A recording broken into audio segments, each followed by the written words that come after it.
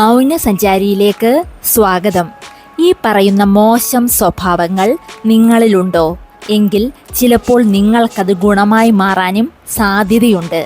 അങ്ങനെ നിങ്ങൾക്ക് ഗുണമായി മാറുന്ന ഒരു കാര്യം, നിങ്ങൾക്ക് ഏറ്റവും അടുത്ത കൂട്ടുകാർ ഓരോന്ന് നേടിയെടുക്കുന്നതിലെ അവരുടെ മിടുക്ക് നിങ്ങളുടെ മനസ്സിൽ അസൂയ തോന്നുന്നുണ്ടെങ്കിൽ, ഇത് നിങ്ങളുടെ ഉള്ളിലെ കഴിവിനെ സ്വയം കണ്ടെത്താനും നിങ്ങൾക്കും അതുപോലെ എന്തെങ്കിലും നേടിയെടുക്കാനാകുമോ എന്ന് സ്വയം ചിന്തിക്കാനും നിങ്ങളെ തന്നെ സഹായിക്കും.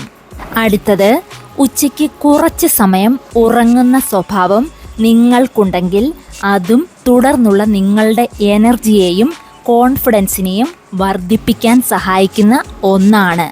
ഉച്ചമയക്കം കഴിയുമ്പോൾ കിട്ടുന്ന നിങ്ങളിലെ ആ എനർജി നിങ്ങൾക്ക് എന്തെങ്കിലും പ്രയോജനമുള്ള കാര്യങ്ങൾ ചെയ്യാൻ നിങ്ങളെ സഹായിക്കും. ഇനിയും അടുത്ത ഗുണമാകുന്ന ഒരു മോശം സ്വഭാവം ഒരു സമയത്തും അടങ്ങി ഇരിക്കാത്ത ആളുകളുടേതാണ്. അതായത് എപ്പോഴും എന്തെങ്കിലും ചെയ്തുകൊണ്ടിരിക്കുന്നവർ ഉണ്ടെങ്കിൽ ഇത് അവരുടെ ശരീരത്തെ ഫുൾ എനർജറ്റിക്കായി എപ്പോഴും വയ്ക്കാൻ ഉപകരിക്കും. മടി കുറവായിരിക്കും ഇക്കൂട്ടർക്ക്. ഒരു കാര്യം ചെയ്തു തീർക്കാൻ ഉണ്ടെങ്കിൽ അത് ഫിനിഷ് ചെയ്യാതെ ഇക്കൂട്ടർക്ക് സമാധാനം കിട്ടില്ല.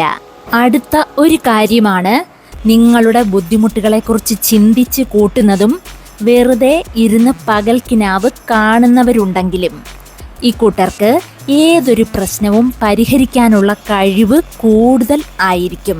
കാരണം ഇവർ ഓരോ പ്രശ്നങ്ങളെക്കുറിച്ച് മുൻകൂട്ടി കാണുന്നത് കൊണ്ട് തന്നെ.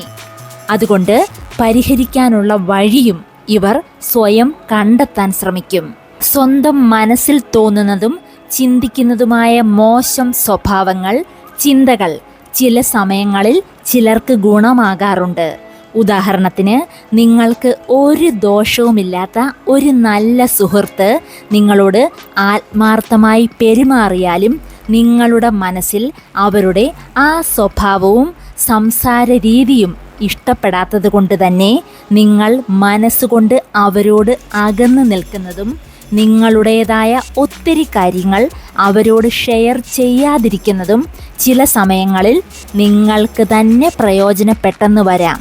അതുകൊണ്ട് മനസ്സിലാക്കുക, നിങ്ങളിലെ മോശം ചിന്തയും ചീത്ത ഗുണങ്ങളും നിങ്ങളുടേത് മാത്രമായിരിക്കണം.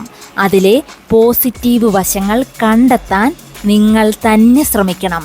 നിങ്ങളിലെ ആ സ്വഭാവങ്ങൾ കൊണ്ട് മറ്റൊരാൾക്ക് ബുദ്ധിമുട്ട് ഉണ്ടാകാതിരിക്കാൻ നിങ്ങൾ ശ്രമിക്കണം.